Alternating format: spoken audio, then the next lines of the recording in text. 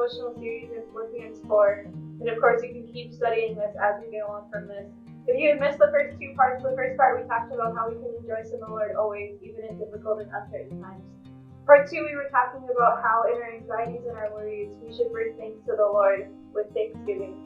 And today we're going to be talking about through those prayers and those times we are bringing things to God, that we can still experience His peace, which surpasses all of our understanding. So the first question I want to bring to you, when you hear the word peace, what comes to mind for you? Is it when you are holding your nephew, your niece, or your child and they fall asleep on your chest? Is it when you're cuddled up with a book and a blanket and you're listening to the rain fall outside? It could also be for you when you hear the word peace, that it is just spending time with people that you love that you haven't seen in a long time, playing games or listening to music, or just running around having fun. Peace can mean so many different things for so many different people, and I just encourage you as we go through this to just kind of reflect on what that might mean for you. I just want to tell another story as I'm reflecting on the peace of God and how I've experienced His peace in my life. A couple summers ago, I was a program intern here at Camp Gym, and it was before junior high week, and I had done all of the cabin lists, and I thought we were totally good. And for whatever reason, I just felt like I needed to go back and check those cabin lists to make sure we were good for registration the next day. I had gone on to Google Drive, checked the lists, and to my surprise, they were not ready. They had completely deleted all except for one cabin. And little did I know that my stress was about to skyrocket after seeing that.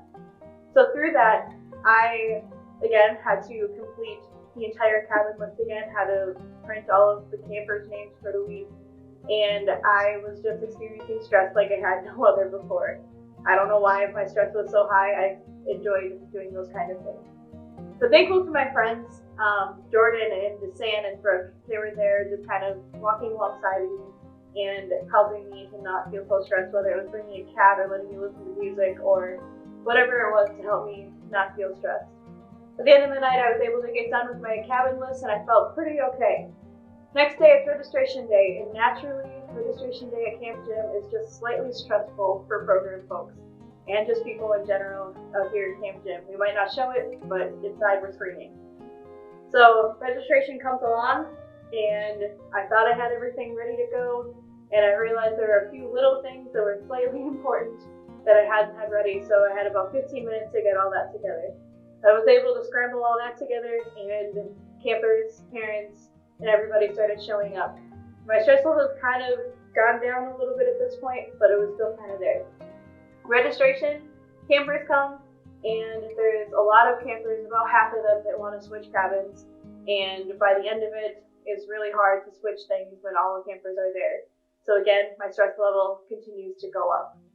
After that, I have about 15 minutes just kind of breathe after I get the cabin list reoriented for orientation so that Chris can be able to call off these cabins. I get the list to him and I'm like, okay, we're good. And then after orientation, they have the camp tours as cabins and they send them out, and then I can breathe for a little bit, and then all of a sudden we're back at the bleachers. And if you've been to camp, you know bleacher time is the first day. It's a lot of silly songs. It's a lot of energy. It's explaining what meals are going to look like and explaining what bleacher time is going to look like. Just a lot of stuff for programs to be able to lead. There was just a lot of chaos happening, and I was able to look at the water and just picture in a couple hours I can sit on that dock and just watch the beauty of God's sunset as He closes the day off that day. For me, that's one way that I experienced God's peace, and that's how I ended my weekend. I was able to just go sit on the dock, just talk to God, listen to music, and just breathe. And I experienced God's peace like no other. There shouldn't have been absolutely any way that I should have experienced God's peace in that, but I was able to because God's peace surpasses our understanding. All we got to do is spend time with Him. So in Philippians 4:7 here it says, "And the peace of God, which surpasses all understanding, will guard your hearts and minds in Christ Jesus." Remember what I asked you when to think about what peace means to you? Let's break down this verse a little bit. First part of it says, "And the peace of God, which surpasses all understanding." The beginning of this verse, there's that little 3-letter word, and it says, "and."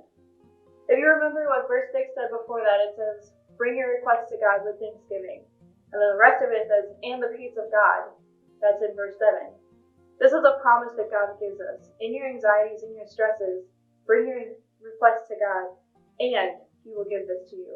It's not an if He will, it's not a maybe I'll think about it, maybe I'll give you my peace. It's an and His peace will be given to you. And it surpasses our understanding. In that story, I shouldn't have been able to feel peace. There was so much going on. And even in your life, you shouldn't be able to feel God's peace sometimes, or you might think that. But it's a promise that He gives us. It surpasses anything that we can explain. A lot of things about God we can't explain because it's God.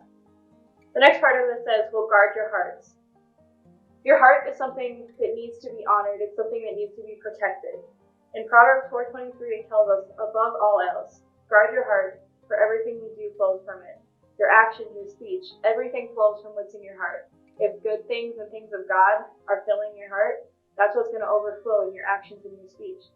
If what's in your heart is negative and it's just totally tearing everybody down, that's what's going to overflow and come out of your mouth and in your actions. So you have to guard your hearts. The peace of God will guard your hearts. The last part of it, and minds in Christ Jesus. So in this is Paul is just reminding us that our minds should be unified with Christ to be able to experience God's peace. Have you ever had moments like this, like I did a couple summers ago, where you experienced God's peace in a way that you shouldn't have been able to? I experienced this in so many different ways, and that's just one way. So just to wrap up this series of devotions, I'm going to read through this passage in its entirety.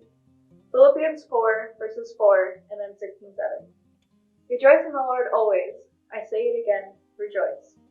Do not be anxious about anything, but in everything, by prayer and petition, with thanksgiving, let your requests be known to God. And the peace of God, which surpasses all understanding, will guard your hearts and minds in Christ Jesus. Just to wrap it up, 1, rejoice in the Lord always, even in uncertain and difficult times. Bring your anxieties to God with thanksgiving, because He cares, He listens, and He answers you. And the last part, His peace that is beyond our understanding will wash over you. This passage isn't saying that everything will be easy, because as Christians, and just in life, the Bible never tells us when you're a Christian, life's going to be easy. But through this, we can just have the promise that when we rest and we just spend time with God, we can experience His peace. You are loved, friends.